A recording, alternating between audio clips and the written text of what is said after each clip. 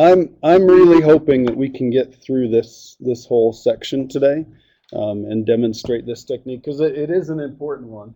So this section in 7.3, this is going to get us ready for something that we're going to do over the next couple of days. We're actually going to skip to chapter 8 for tomorrow and Wednesday. So we're going to build on that idea that we learned about using elimination to solve systems. You solved some relatively simple systems. They were all 2x2 systems, weren't they? Okay, pretty much. Okay, so elimination is a really useful technique, especially if we're using just linear equations. It's a little bit more difficult if we start throwing some squares and some cubes in there and stuff like that. The trouble when we go to what we call higher order systems or 3x3 systems or things like I've gotten written right here is the work starts to be difficult to keep organized. Okay, so it gets a little bit tough to keep things organized. And I can pull up work where I've shown in an Algebra 2 class how to solve a 3x3 system, and it does get a little bit ugly looking. Okay, so what we're going to learn is we're going to learn a few techniques that will allow us to keep our work organized. Now, this isn't the only way to solve a 3x3 system, and you may or may not have seen this before, but like I've told you, with a lot of stuff that we're learning, it's going to make some stuff that comes later, maybe in this class or maybe in calculus or something like that, it's going to make that easier to understand. If you're interested in computer science, for instance, there are a lot of places where the stuff that we're going to learn over the next week or two are very, very applicable, so you'll want to keep track of that. So the first example says, look at these two systems right here, okay? They actually represent exactly the same problem, okay? They're identical, okay? Which one, if you had to figure out what X was, what Y was, and what Z was, which one would you rather work with? First one or the second one? The second one, right? Why? Somebody tell me. Why is the second one better, Noah? You already know what Z equals. You already know that Z equals 2. And once you know what one of the variables is, what was that phrase that we used to describe what we did with it to figure out the other ones? Substitute or back substitute. So if I know Z is equal to 2, I can plug it in right here and I can find the other one. Okay? Well, even though these represent the same thing, this one right here is what we call row echelon form. Raise your hand if you've heard of that before. A couple of people, okay? And you're thrilled to hear it again, right? Okay, I see some shaking heads the wrong way. Hopefully we can change that, okay? So the reason this is nice to solve is we can say, well, look, if Z is equal to 2, then I can take that and plug it in right here. And I can write Y plus 3 times 2 equals 5. So that, that would be 6. So that would be Y equals -1. And then once I have both of those answers, I can take those and I can plug it into this equation right here. So notice how I'm kind of stair-stepping my way back up. I've got one of the answers here. I used the second equation to find the y, and now I'm going to find the x because that's going to be x, that's going to be -2, and I'm going to plug in parentheses, plus 3 times 2 equals 9. So that's going to be x plus, let's see, we've got a 2 here, got a 6 here, and a 9. So that's x plus 8 equals 9. So that means x is equal to 1. Okay. Now I'm going to show you a picture of what this looks like on the back side, I believe. But we normally write this not as an ordered pair, but as an ordered triple, and I'll show you why a little bit later. So this would be 1, -1, 2, and that right there would be the answer. Now, it wouldn't be the end of the world if you just said, hey, x is equal to 1, y is equal to -2, and z is equal to, -1 and z is equal to 2 right here. Okay, that would be fine. Okay, but we normally write it as an ordered triple. Okay, not a huge deal either way. Okay, but row echelon form is pretty darn easy to work with. There's hardly any work involved after that. Okay, so if you had to describe to somebody what row echelon form was, what makes this in row echelon form? What makes this nice to work with? There's already an answer given. Okay, what if I did this? What if I had a 7 here in front of the z? Would that be as nice to work with? Pretty close, but a little bit worse, because do we have one of the answers right here? Almost. We'd have to divide both sides by 7, though, wouldn't we? Okay. So if we had to describe row echelon form, Notice that the coefficient for each one of those leading terms is a 1. We've kind of got 1s down the diagonals. Okay, now the numbers up here aren't as important as far as putting it in row echelon form. It's the numbers down the diagonal, those coefficients, and then the fact that what's underneath each one of those 1s? Nothing. Zeros. If we wrote it, this would be 0x, this would be 0x plus 0y. So we could say something like this. 1s down the diagonal, and then zeros below those. Does that make sense? 1s down the diagonal right here, and then zeros underneath. Any questions? Okay. So there's some steps here that I want to fill in. I actually copied this from the book and I left out a little bit of space so you can write in the blanks here so we can kind of solidify this. Okay. Row echelon form is an easy way to solve them, but you've got to get it in row echelon form first. So in order to do that, we're going to do what we call row operations. Okay. And what this does is it kind of lends structure and organization to the work that we're going to do. Okay. I think everybody here has probably solved a 3x3 system before, but like I said, it can get to be kind of a mess. So we're going to do it in a nice, organized way. And here's what we're going to do. We're going to do row operations so that we can change something that looks like this into something that looks like this, where we can just read off one of the answers and the other answers are fairly easy to find. Okay? And here's what the rules are. Okay? We can interchange. We can interchange two rows if we want. So we can switch positions. We can multiply one of the equations, or more than one if we wanted to, okay, in a particular step. Okay, multiply one of the equations by a non-zero constant. So I could take a row and I could multiply it by a number if I want. If I want to multiply it by 7, I multiply everything in the row by 7, everything in that equation by 7. If I want to divide by 2, I divide everything by 2. Or really, we think of it as multiplying by 1/2. Okay, not a big deal either way, but just kind of a little distinction. Okay. And then we can add a multiple of the equations to another equation. So I can take one of the equations, multiply it by 7, and add it to another equation if I want, and I get another true equation. Okay? And if you think back to the discussion that we had last week, particularly on Friday, I said that several times. I said, I multiply these equations, and I make another true equation. Or I add these equations together, and I make another true equation. That's the whole idea here. Okay, we're just going to do it in a nice organized fashion. Okay, just a couple of hints.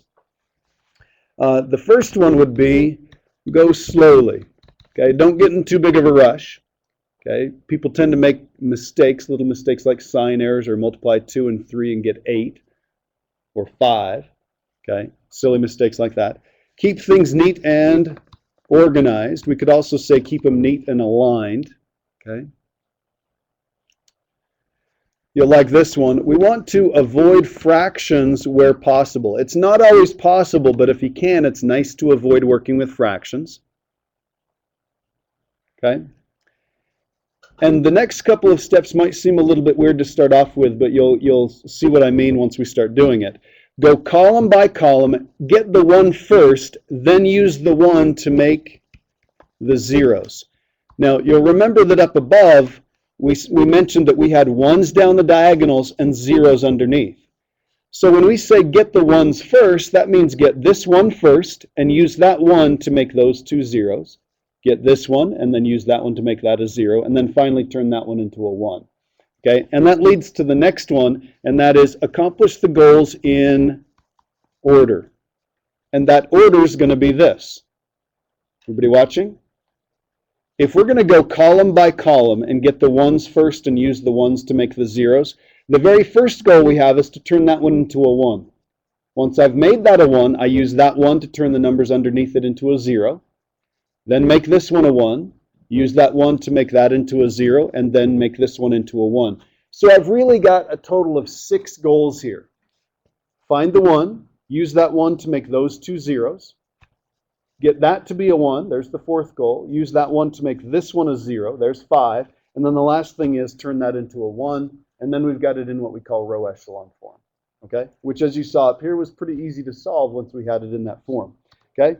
We're going to start by doing some 2x2s. I realize this is going to seem like more work to start with, okay? We're learning on something that's relatively easy so that when we get to more difficult ones, we can keep it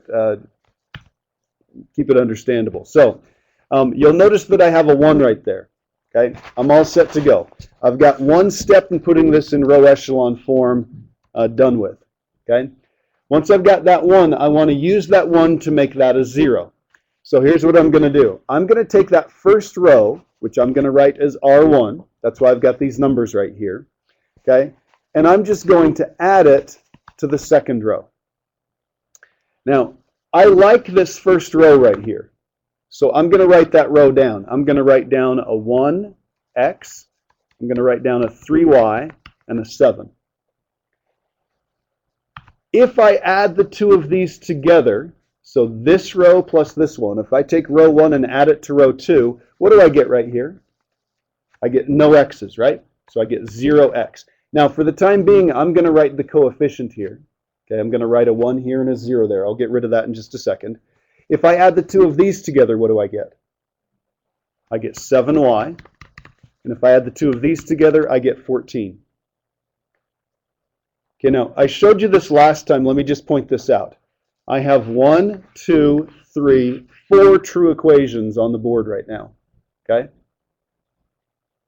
I've really only got 3, though, right? Isn't this one a copy of that one right there? Okay. So I've really got 3 different equations, all of which are true, right? Okay.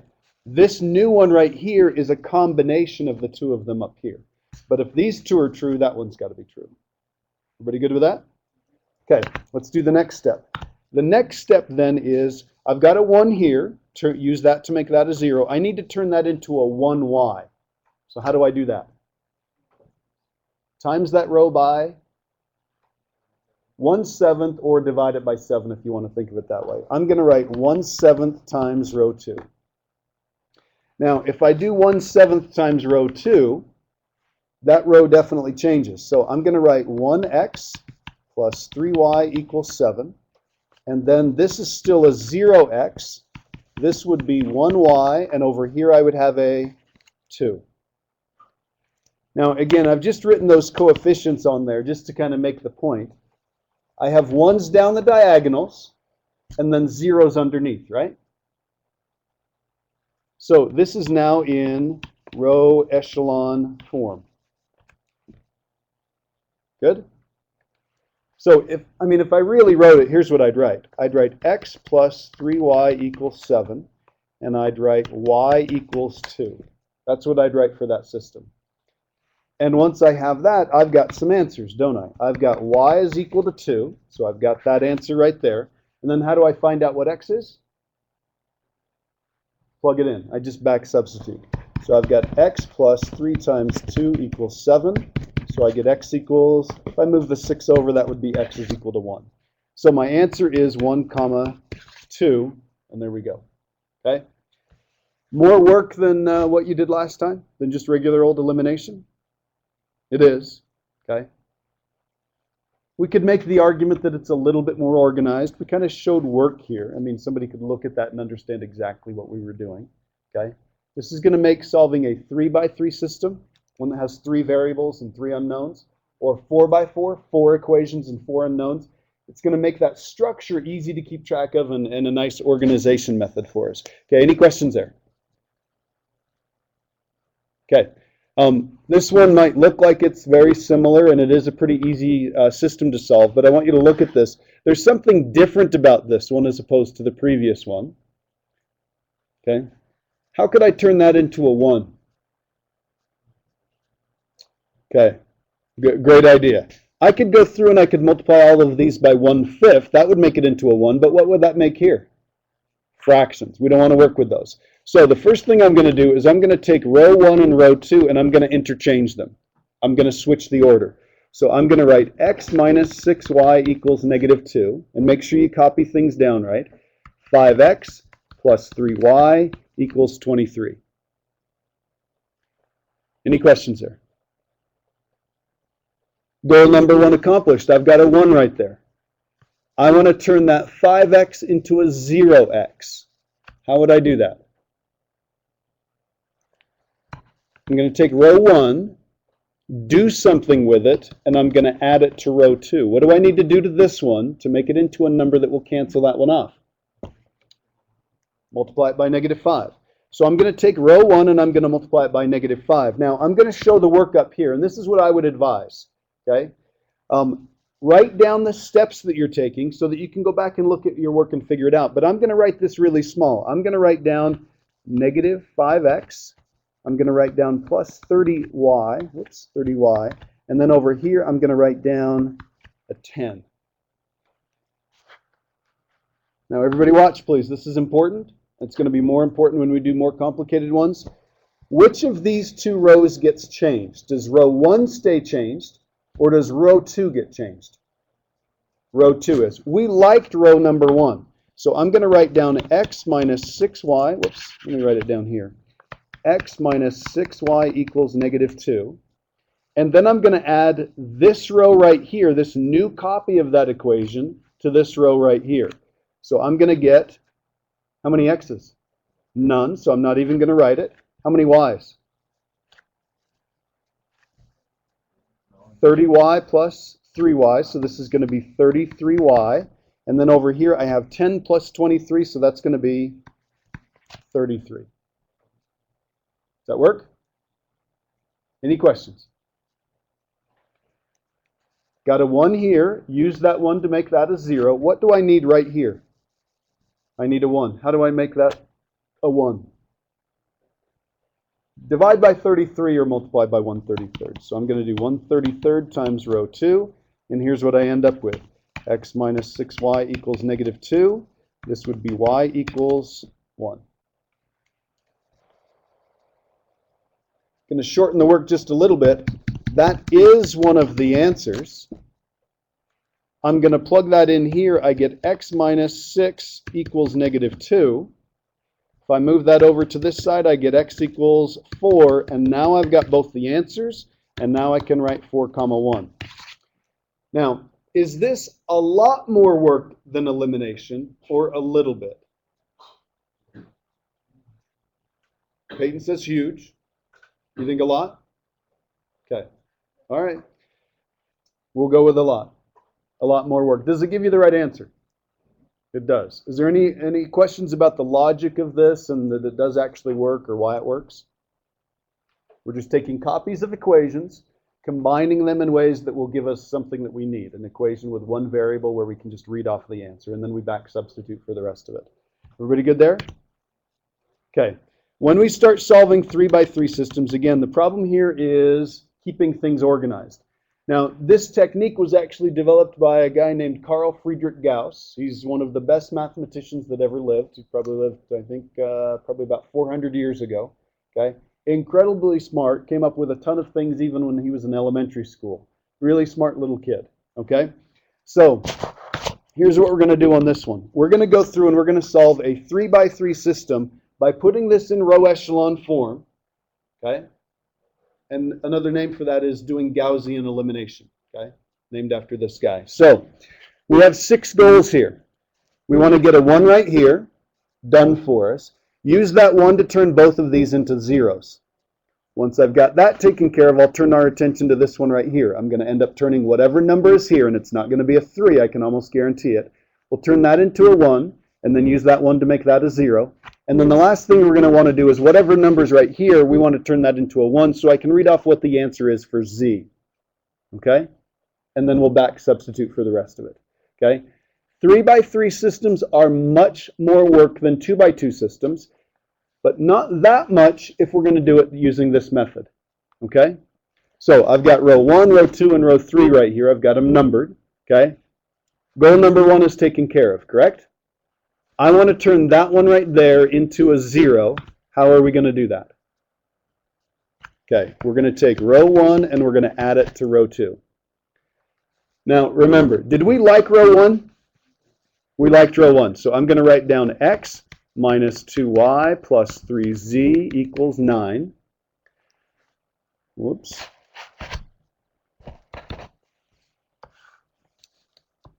Those numbers went somewhere. X minus 2y plus 3z equals 9. You'll notice how everything here is kind of written nice and neat, kind of in the same order and roughly the same amount of space. Then I'm going to add the two of these together. Row 1 add to row 2. Row 2 is the one that's going to change. So that's going to give me no x's, right? How many y's? Well, that's pretty cool, a y. 3z, correct me if I'm wrong, isn't that right? And minus 5. Oh, that's right. Plus, I was thinking that was 14. Okay, plus 5. Everybody good there? Now, I could rewrite this row right here and do this one step at a time, but don't I need to turn that into a 0? So is it okay if we do 2 steps at the same time? Okay. I want to turn that into a 0. I want to turn the 2x into a 0, and I use that 1x in order to do it. So I'm going to take row 1 and I'm going to do something with it. What are we going to do with it? Multiply it by -2 and add it to row 3. Okay? So again, I'm going to show this work a little bit smaller and up above here. Not quite that big. So if I multiply here, I'm going to end up with a -2x. I'm going to end up with a positive 4y. I'm going to end up with a -6z, and I'm going to end up with a -18. Is that right? You can write the copy up here, or you can write it down there next to what we're going to add together. It doesn't matter, whichever one you're comfortable with. Okay, did I do the multiplication right? I multiplied this one by -2. -2x, positive 4y, -6z, and -18. Everybody good with that? Okay, when I put the 2x and the -2x together, I have no x's. When I put these together, I have minus y. When I put these together, I've got minus z, and then right here, I've got -1. Any questions? Okay, take a good look here. We want 1s down the diagonals and 0s down below, and we have to do this column by column. Please don't think, hey, I'm going to go make all these 1s and then make the 0s. Make this one a 1, use that one to make those 2 zeros. Got 3 goals accomplished here, right? What's the next goal? What's the 4th goal? Well, get a 1 right here, right? But it's done for us. So 4 goals taken care of. Now what's next, Hop? Turn that into a 0. And this is going to be a breeze because what do I do now? Okay, I'm going to take row 2 and I'm going to add it to row 3, right? So let's see what I get. Now, I like row 1, so I'm just going to rewrite that again. I like row 2, because that had that goal accomplished right there. And if I add those together, I end up with no y's. I end up with, this is a 2z, right? And then over here I have a 4, okay? Almost done. What's the last thing I need to do to put it in row echelon form? Times row 3 by a half. So again, remember, we liked row 1.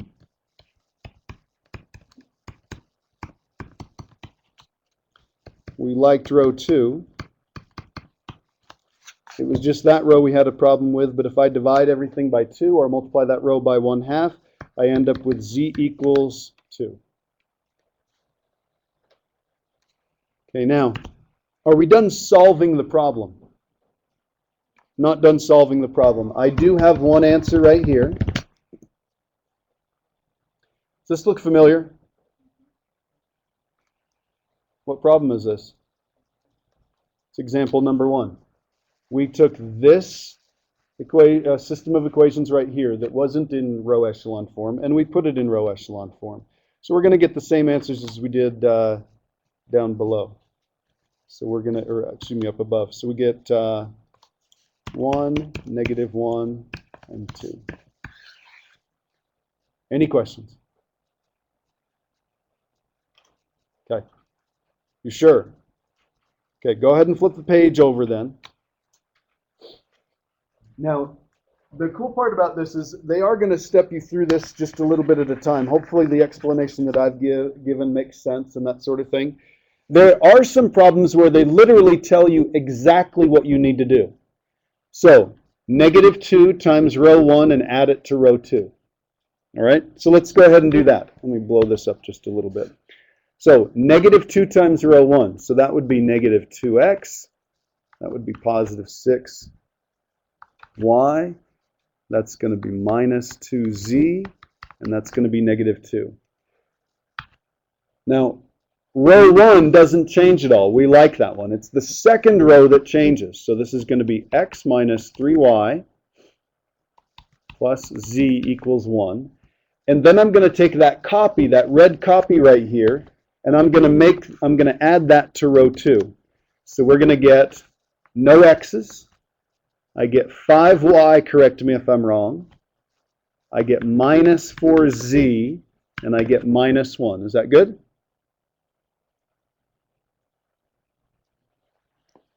Okay, let's take a look at this next thing they want us to do. -1 times row 1 and add it to row 3. Did I make a mistake? Did I make a mistake? Oh, this should be 0. I'm sorry, I was looking at these two guys right here. Thank you for catching that. Go slow, be careful, don't make mistakes, or have an entire class of students watching you, and then you're all set. Okay? All right, take a look at this second step right here. We're going to multiply by row 1 by something and add it to row 3. So let's not rewrite this whole thing again. Let's just go ahead and do this step at the same time. So I'm going to erase that one, and I'm going to do this one in blue. Okay, so I did that one in red. I'll do this one in, there we go. Do that one in blue. So this is going to be -x plus 3y minus z. That's going to be a -1. And again, it's the second row, or excuse me, the second one in this list, the third row in this particular case, that's the one that's going to get changed. So if I put the two of these together, notice that there are no x's. This gives me 5y. This gives me minus 4z. And correct me if I'm wrong, but a -2 there, right? Okay. Any questions? Okay. What's the next thing they want us to do?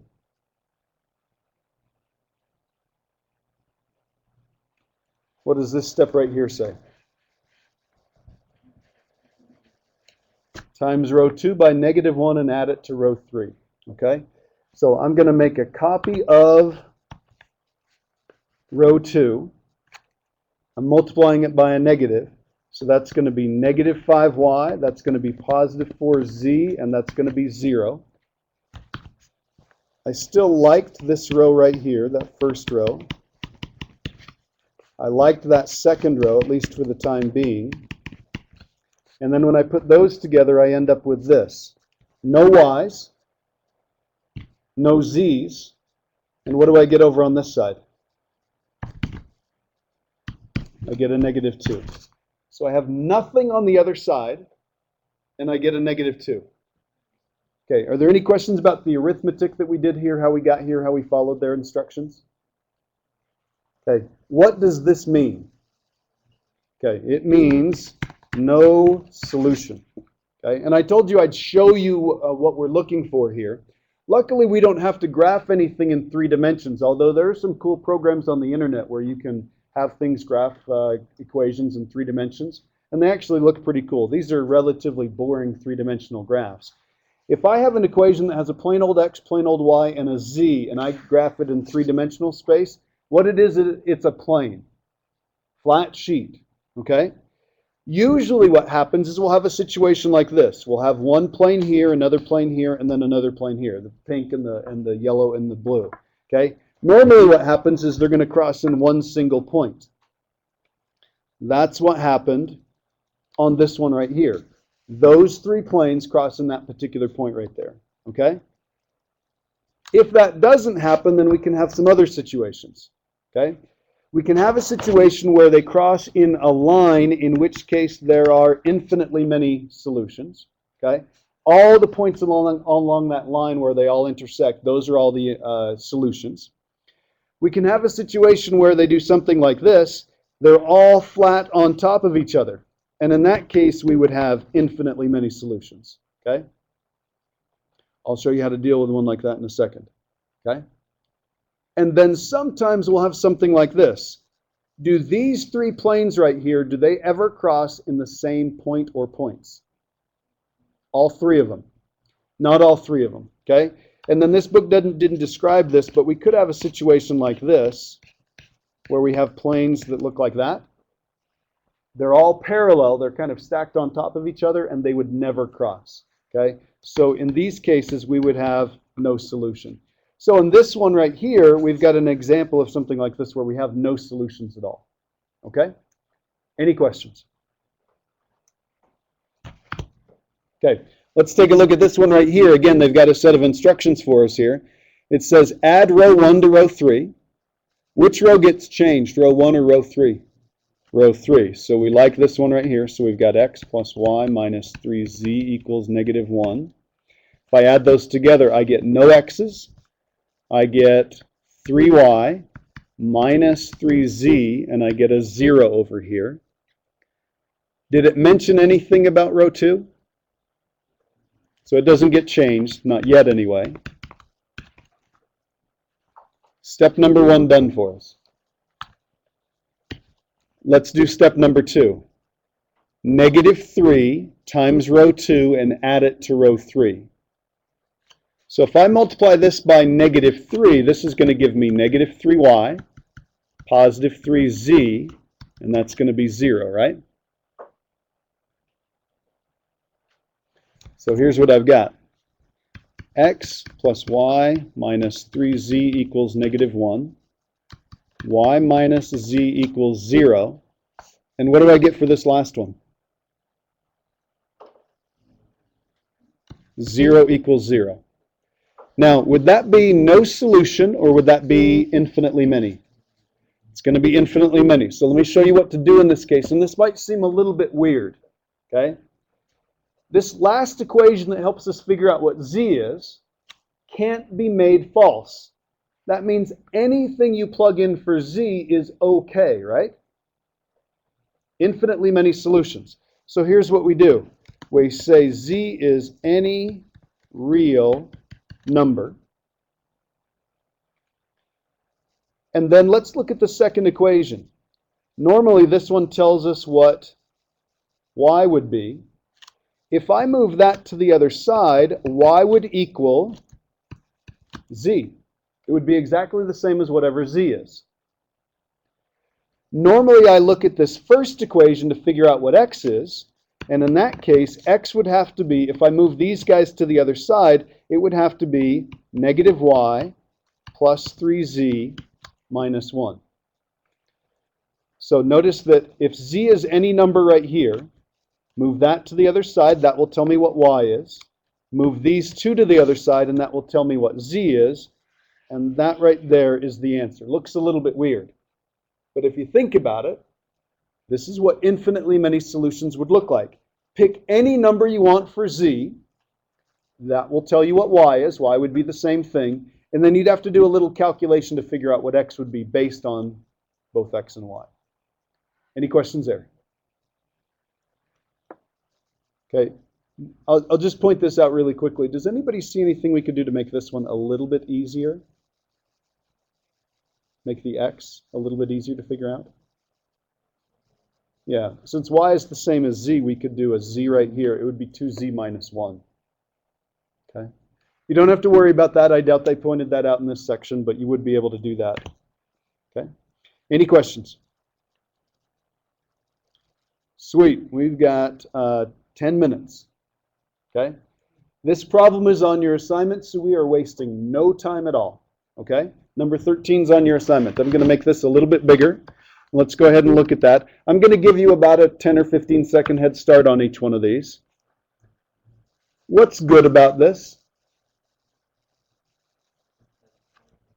First thing's taken care of. So I want to turn that 2x into a 0x. Take row 1, multiply it by negative 2, add it to row 2.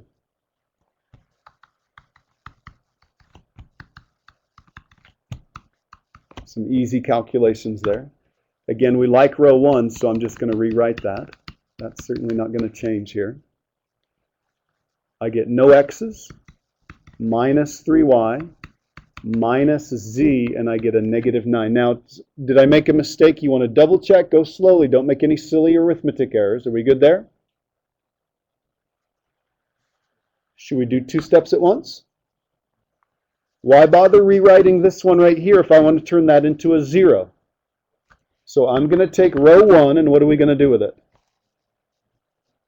Times it by negative 3 and add it to row 3. And row 3 is the one that's going to change. And the cool part about this is an easy one to work with, because all I'm going to do is multiply everything by negative 3, right?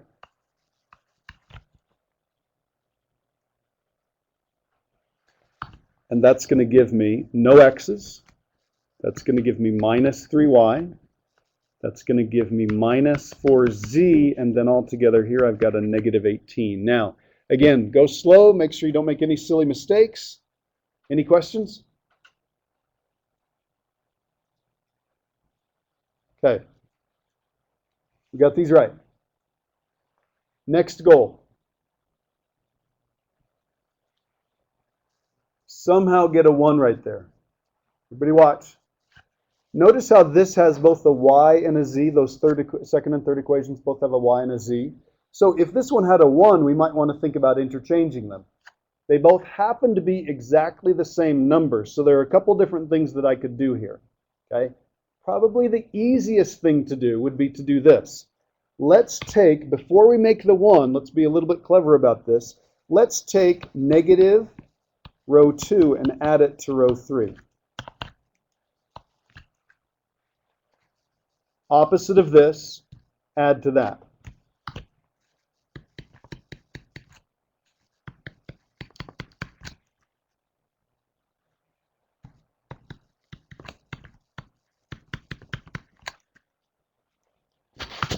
Opposite of that would be 3y plus z plus 9. And if I put those together, you'll notice I wrote down the first 2 rows because we like the way those were for the time being. If I add these together, I get no y's. What do I get here? Minus 3z. And over here I get minus 9.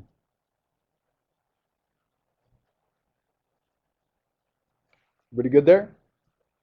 Okay, now I did that a little bit out of order because I could have made this a 1, but then I would have had to turn it into a positive 3 to make it cancel out that negative 3y on the bottom row.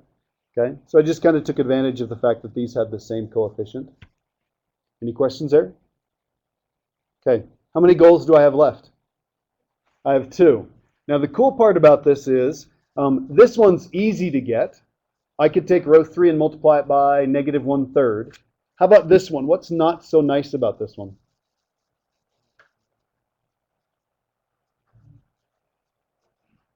Take a good look.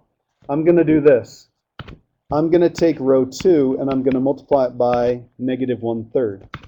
In that case, I'm going to have x plus y plus z equals 6.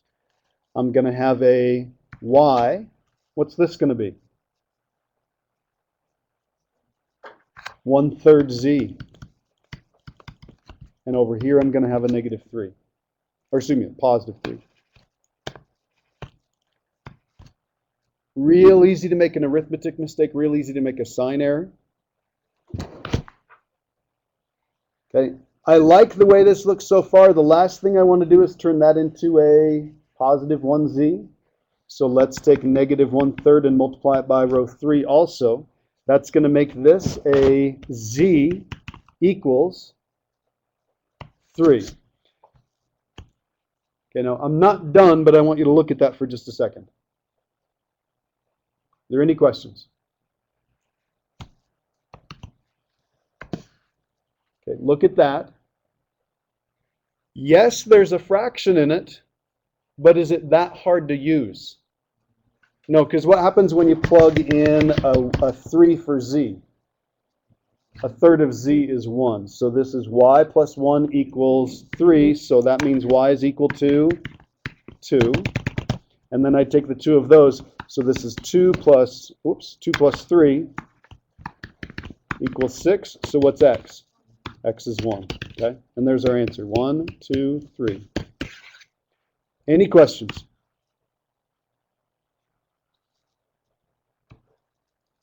Okay. Let's see. Do you get the idea? Okay. I'm going to show you this one. I'm going to set this one up, and then if we have time, I'll start solving either one of these. You have one problem on your assignment. I tried to keep it fairly small. You only have a few where actually have to go through and do the row operations to get it in row echelon form.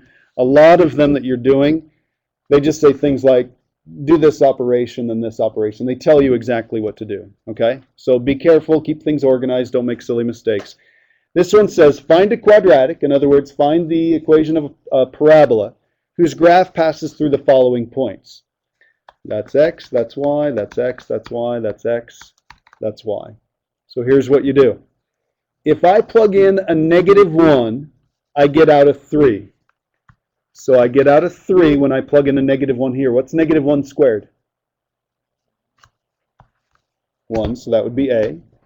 -1 times b, so that would be minus b. And that's just going to be a c. When I plug in a 1, I get out a 1. So I get out a 1 when I plug in a 1 here. 1 squared would be 1, so that would be 1a. That would be plus b, because if I plug in a 1, I get a b. And that would be a c. And would you do the last one, please? When I plug in a 2, I get out a 6.